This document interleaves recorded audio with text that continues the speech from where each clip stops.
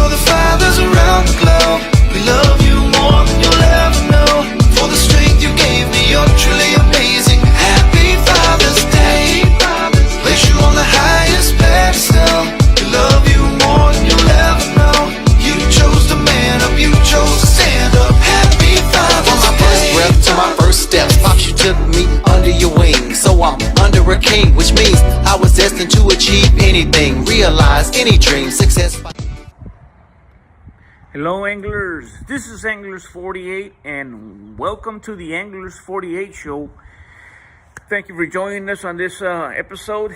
What are we going to be talking about today, guys? Well, we're going to be talking about the Texas Slam. The Texas Slam, something that we have been hearing about for those who are anglers for quite some time. I tried to look for its origin or where it started, but I was reading that it started as a grand slam, and it involved some spectacular fish, out in the open water. Now the Texas Slam, as it is known, is consisting of catching the three main species here in South Texas, which is red, trout, and flounder. I have been, I have been known in calling a Texas Slam any three different species, but I was recently corrected, and that's true, because the Texas Slam is in essence the three top species, and again, it's red, trout, and flounder. Those are the main species that we try to, go out and catch when we go fishing. And the three species that I had caught one day and put up were the red, the trout, and the sheep's head. Right now, one as the follower on Facebook coined the phrase the convict slam, right? Kind of chuckle there, but that Texas Slam, South Texas Slam, has eluded me. I've caught limits of reds or limits of trouts. I've caught one flounder. I've never gotten the limit of flounder, but like I said, nonetheless, correction, the Texas Slam is those three species. Now,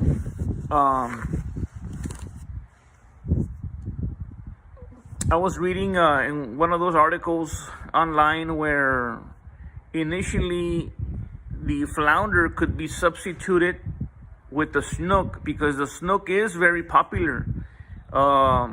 It is not a species that many people catch, similar to the flounder, right?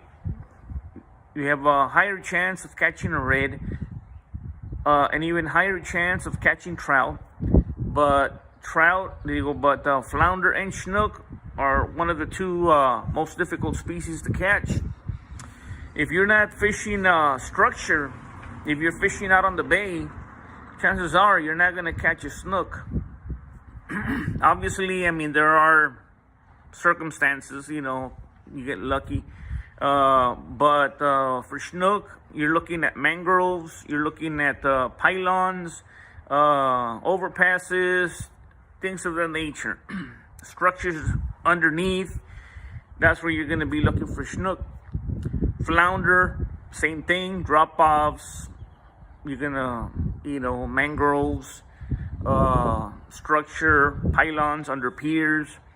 That's what you're gonna be looking for the flounder there. So it's very important to be able to know the different species that are out there and their limits.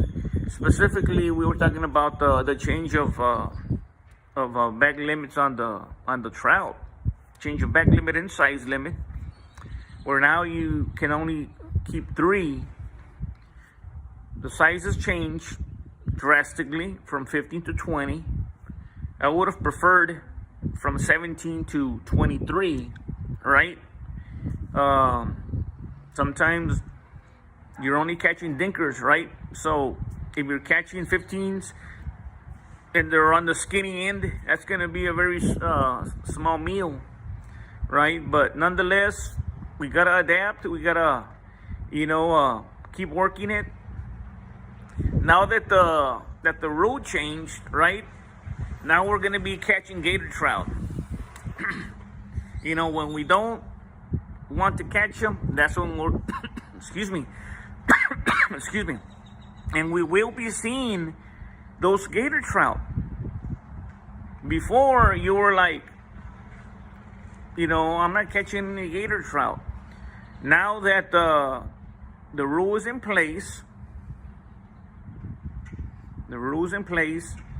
being that us as anglers of the sport obey and respect that law, we're going to be hooking up into some nice monster trout. You see, so, we may not be able to take them home, take them with us, but we're sure going to enjoy that, nice hookup, and once again, the flounder, it has eluded me. In the past, we're already gonna hit April, right? We're gonna hit April, and we gotta continue to strive to get that flounder. I want to be able to cook a nice flounder, some very good meat. And I can make. I want to see if I can make one of those. My goal, getting the Texas Slam, right? Have you got the Texas Slam? I haven't. I don't believe so. I've gotten the trifecta, right? 3 different species. I've gotten the red trout and the Jack Crevalle. I've gotten the red trout and sheep's head. But I haven't gotten that combination, red trout and flounder.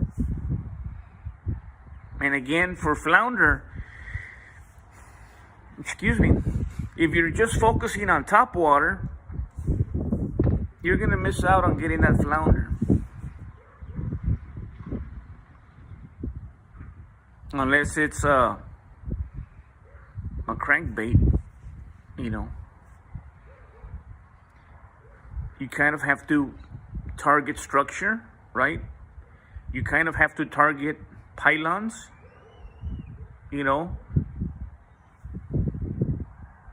And that's something that in the future I'm going to try to do. Like, let's say, for example, if I get a red and a trout, right? Then what I have to do, right, to meet that challenge is to go to the pier, go look for structure, go look for drop-offs, right, and work those areas. And hopefully I can come out on top, with that Texas Slam. And again, did a little bit of research. I wasn't able to find much. I'm sure that if I continue digging and asking the resources, right, the resources, which is Texas Parks and Wildlife, I'll get to that answer.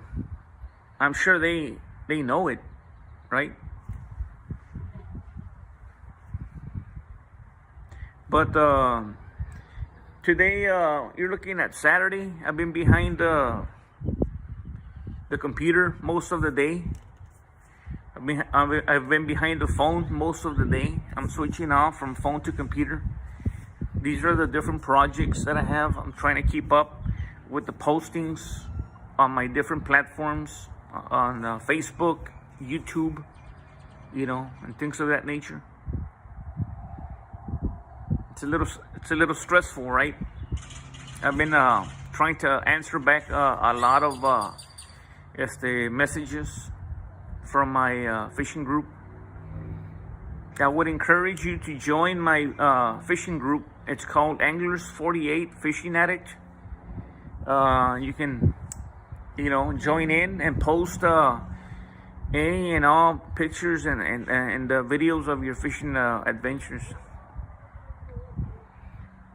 We were supposed to go to the East Cut, right, on Tony's boat, my partner in crime, but we weren't anticipating these winds to be this bad.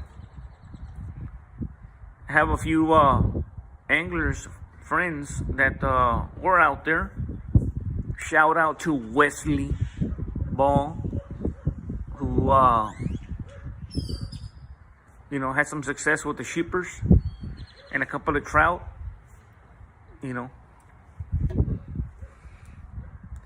I want to be able to maybe hit the SPI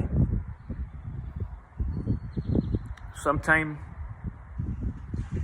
in 2024, and I'm gonna once again look at studying the Google Maps. Maybe I can look for a sandbar that I can go and hit, drop off possibly. So once again, this is just a podcast on what a Texas Slam is, and there are others. We have the International Grand Slam. I wasn't gonna be looking into those. Florida has a Grand Slam or International Slam, tournament, but the Texas Slam is once again red trout and flounder, the three most sought out species of fish. And it's sweet to get the limit, right, or double limit. But when you get the Texas Slam, 3 different species, it's just an out of this world feeling.